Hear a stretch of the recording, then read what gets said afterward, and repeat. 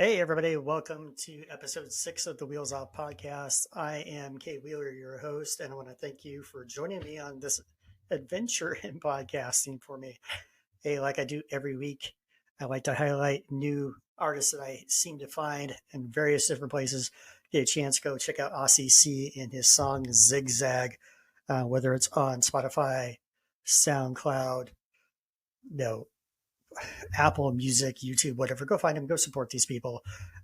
We know that they're always going to come and support other like-minded creators. So go show some love to these guys and get a chance. I'll play a little bit of the song a little bit later as we get in here. But let's get into it. We had a lot going on this week, from week 1 of SimNFL and week 1 full week of Sim college football.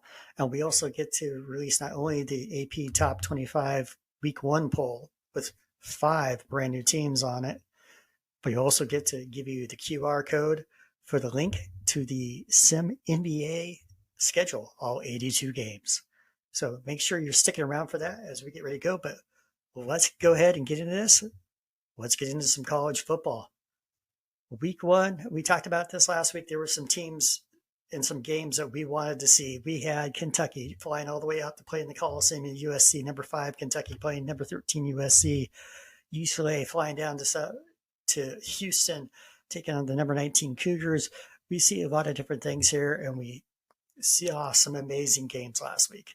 And here you go, just some stuff up here. You can see how last week's top 10 games to watch played out. There was a lot of things going on. I'll tell you right now, my Wisconsin Badgers week looked like dumpster fire. 41-0, couldn't move the ball, couldn't pass the ball, couldn't run the ball, couldn't keep the people out of my own end zone. I'll tell you right now, Louisiana Tech, good, solid AI team, solid pass defense, tough front 7, explosive offense. If they're not ranked this week, you guys are fools for not ranking them. They're a tough AI team, much better than some of the others that we've seen recently. But go ahead and check them out. So here's last week's top 10 games. So take a moment, look that over. So let's get into this week's player of the week. Offensively, we had 2 quarterbacks stand out. I mean, there was a couple other people that I paid attention to, but how do you compete with these 2 gentlemen?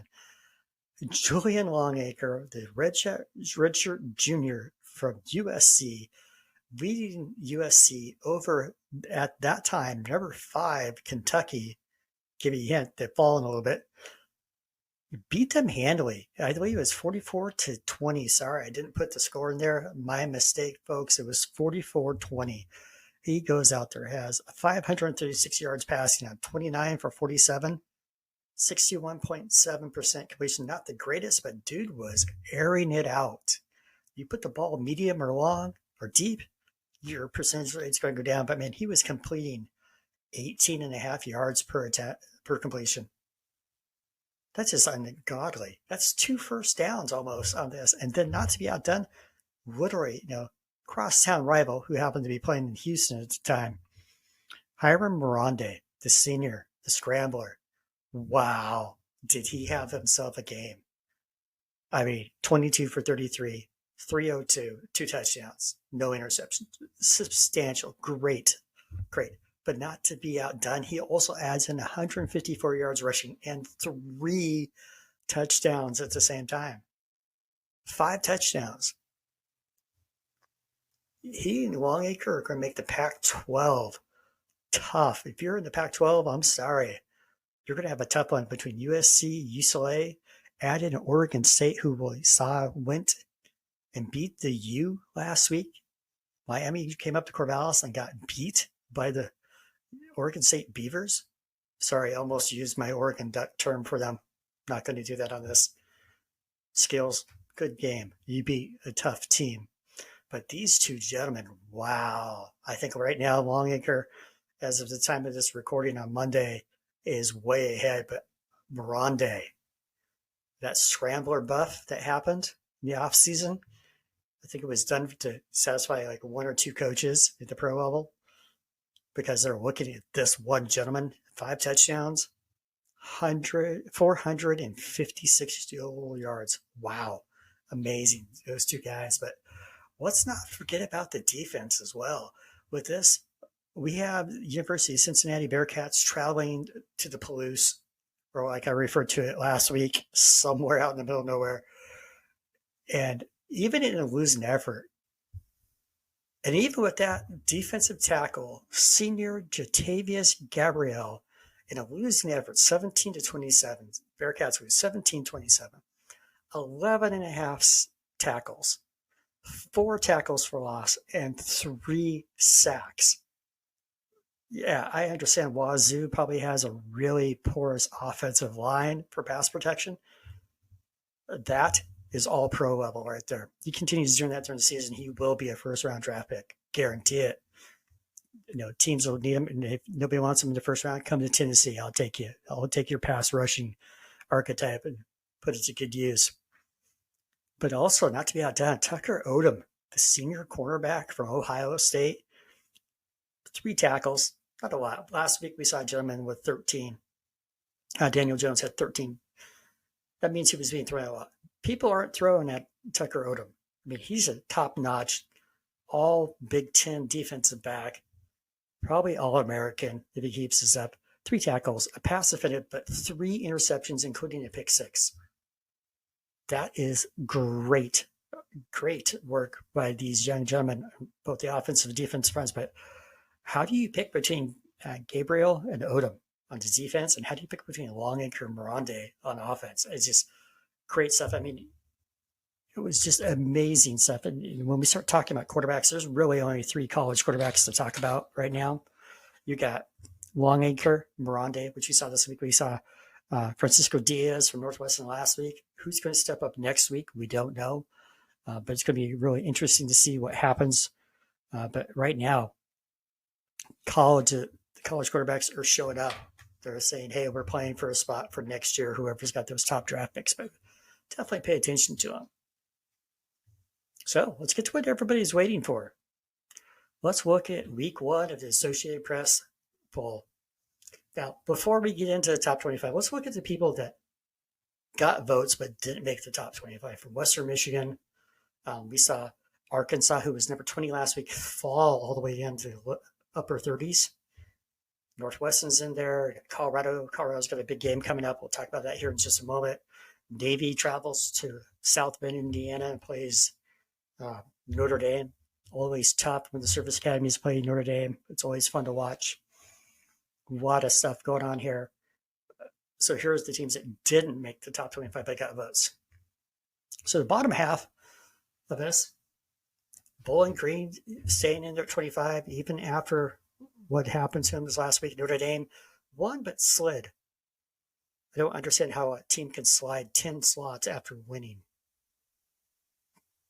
And they played a human team last week. They beat Arizona State 28-10, beat a human-controlled team, and yet they slide. And we saw that again. We see that again. San Diego State wins, beats Ole Miss.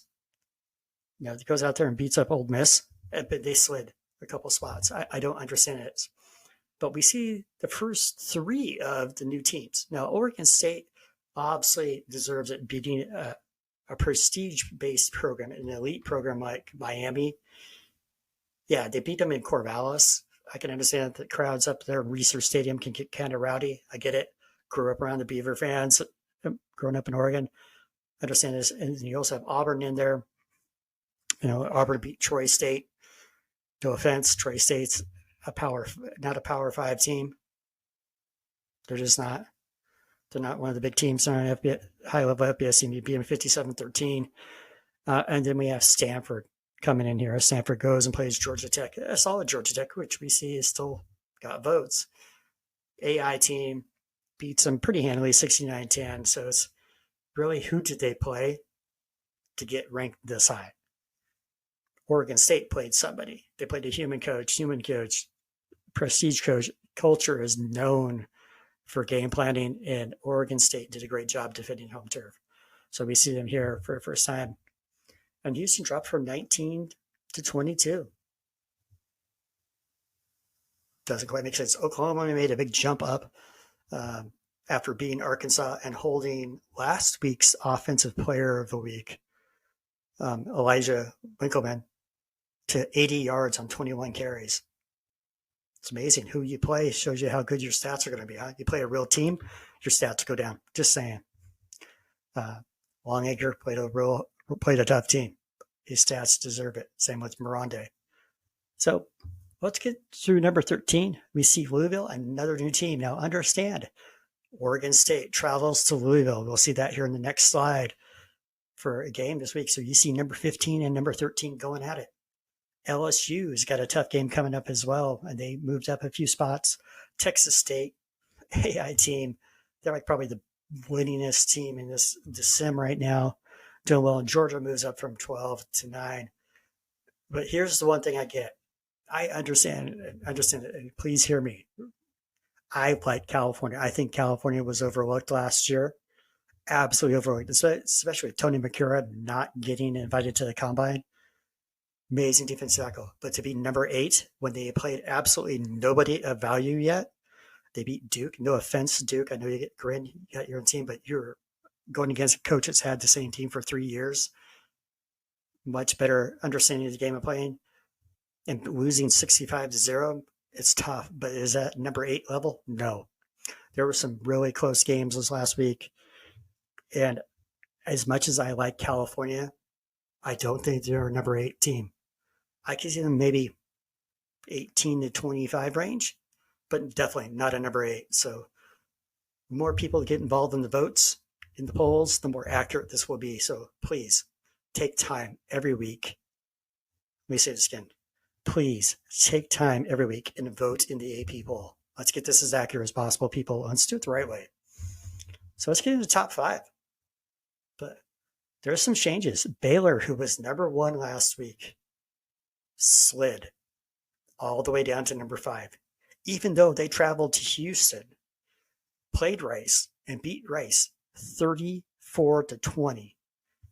Played a tough game away. They still slid. USC, UCLA, we talked about them with the players of the week. They both win big games. USC takes out number 5 Kentucky. You see that them rewarded, moving up to number 4 from number 13. UCLA goes down to Houston, beats number 8. I think it was number 8 UCLA beat number 19. So they slide up a few spots as well, get to number 3. So that leaves 2 teams left. Who's it going to be? I'll give you a hint. These 2 gentlemen play each other this weekend, and probably one of the prime games that we're going to see. Coming in at the top is Tennessee by 2 points. I think it was 137-135, even though Florida State had 3 first-place votes, and I believe Baylor had a first-place vote as well. Sorry about that. Didn't put that on the slide. But Tennessee edges out Florida State. So it's 1 versus 2 tomorrow on Saturday night. You see number 1 Tennessee traveling down to Florida State. I know they're talking on the Discord, talking about rainy and windy and nasty down in Tallahassee. And yes, it can get that way. Ton of talent on the Florida State side, but know what? They were 6-7 last year. How much time did they put into it? I do believe Kirby's putting time into game planning this year. But know what? Tennessee, you got a lot to hold on. No, Rocky Top, I don't think you've been ranked number 1 before. But you get to see some of these games. We got Navy playing and starting out the day up in Notre Dame. We got TCU at number 6 versus number 12 LSU Saturday afternoon, along with Texas State, Alabama traveling to Colorado. We know that would never happen in real life, but we see this in this game. And then Oregon State and Louisville in the afternoon also going against each other. And then USC goes from the Coliseum, heads back east to play Boston College. And then Stanford and Georgia, starting the evening off right. And then ending with Utah State. 2 tough games. Sage Road, E-Wade going at it for the pride of Utah. And then UCLA hosting Michigan. Michigan had a tough one. No, they did not defend the big house very well. Sorry, I almost said horseshoe. That's an insult to them. I would never say that to you, Michigan. The big house had trouble. So this is some of the things that we're looking at for this week. Some of the games. So let's get into NFL. Wow, did we have an amazing first weekend. Starting off Thursday night with Dallas going down to Washington, playing the Sim champion, Washington Commanders, ending up losing 31-10. Good game, though. We saw the air raid from the Cowboys put some yardage on the Commanders. So my first thought is there a weak link in the Commanders' armor? Is Denver going to be able to overcome that? Will Denver even make it to the playoffs? We don't know. They looked really strong this weekend. I liked what they did against Vegas. We'll see. Some tough teams in AFC and EFC this year, really good ones. But let's take a look at some teams of note, some games real quick. And wow, let's talk about some of the top games. Now, obviously, a lot of teams could go in here. I mean, the Cleveland going into Cincinnati last night and just getting trashed. For Cincinnati, it looked great. They got a tough schedule. Pittsburgh has an easy schedule this year. I think they actually have like the easiest strength of schedule, but they played a tough one. Their defense is amazing. That front seven and that veteran secondary, good luck AFC trying to throw the ball on them. Now, pressure, they shut you down. They make you one-dimensional. I like this game. The thing I liked most about it is Baltimore, I know their offensive line is still a work in progress. Every team that was in the top 10 was a work in progress. I really liked how they approached it. They got some of the younger guys involved. They have some tweaks. I can guarantee Cade Green and Syndicate are going to get that fixed for this next game. Top 3 game, I like this Pittsburgh versus Baltimore game. But wow, the Monday night game, this one was tight. This was the Rams go up early. They get a big lead. Philly pushes back. And once again, like we'll see with the number 1 game, the kickers let everybody down. 27-26 win Rams over the Eagles. But wow, that was a high tension game. But it can only be beat out by 1 game. And that 1 game, high tension, it went overtime. And that would be my Titans overcoming a 530 some odd yard passing game against us, 300 some odd yards by 1 receiver against us. But Knighton stepped up, 293 yards rushing on 39 attempts. Randy Wright picked up 160 some odd yards receiving. We sit out there, missed field goals in the first half. Indianapolis comes back, ties the game. We go into overtime. We get the ball. We can't do anything. We punt. They go down. They miss a field goal to win the game. We get the ball. We go back and we score with less than, I think, a minute and a half left to win. Technically, it should be 37-31 because we won't kick PATs in overtime on a sudden death. But you talk about some serious, put some gray in my beard. A lot of gray. That was a tough one. It's like, how do we overcome them? First week jitters. Last year I had the very first game against the Jags on Thursday Night Football, lost in overtime. This one we win in overtime, so I'm 1-1 in overtime to start the year. I'll tell you right now, Clem has got Indianapolis going. It seems to be like the new meta is air raid has some distinct advantages as an offensive scheme over other schemes. I know they're going to say, no, it doesn't. Everybody's got the same. You get more attempts. You get about 20 to 25% more plays with air raid because passing stops the ball, regardless of the fact that in the NFL, the clock still runs. College, I can see that be bigger. But we saw this in the Monday night game, air raid, Rams versus spread option with the Eagles.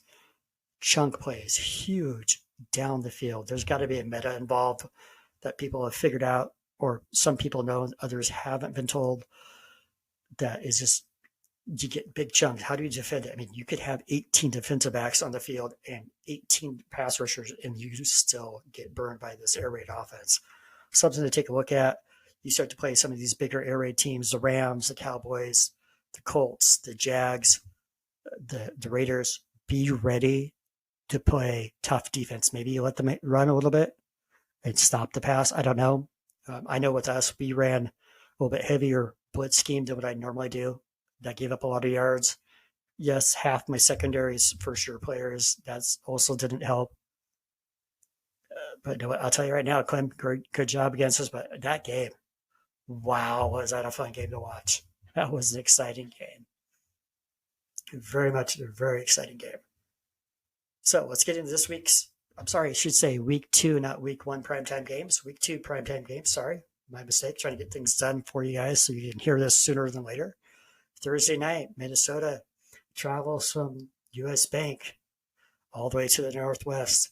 I guess go up to Seattle and go play against the Seahawks, who won last week against San Francisco. Yeah, I know it's San Francisco, but they traveled and won 25-7. Minnesota won, I believe they won last week as well. Let's see. No, they lost to Chicago, who I get on the Sunday night game. Chicago, tough game. Good job, Nimali. I like what you got going on with Chicago. I'll probably have to do some game planning tomorrow, but I'll be ready. We'll be ready. We'll see how you handle Knighton and Armstrong and Wright.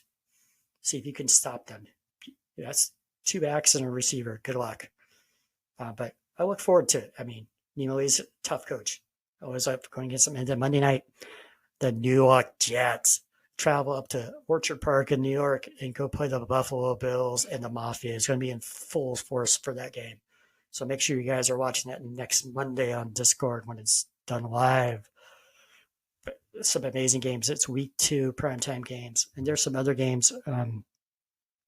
Philly has Las Vegas, another area team. So it'll be interesting to see if Ace Wolf is able to make the adjustments he needs to do for game planning, which I know he will. Great coach. He and Sagebo will make the adjustments. But that's what we got going on. So let's talk a little bit about NBA. SimNFBA. Go ahead and scan this. This will give you a link to the Google Sheet with the full schedule. Sorry, I don't have time to do a top 10 games. I'll probably do that for next week when I have time to kind of digest the schedule and understand, because I'm just getting into the SimNFBA this year.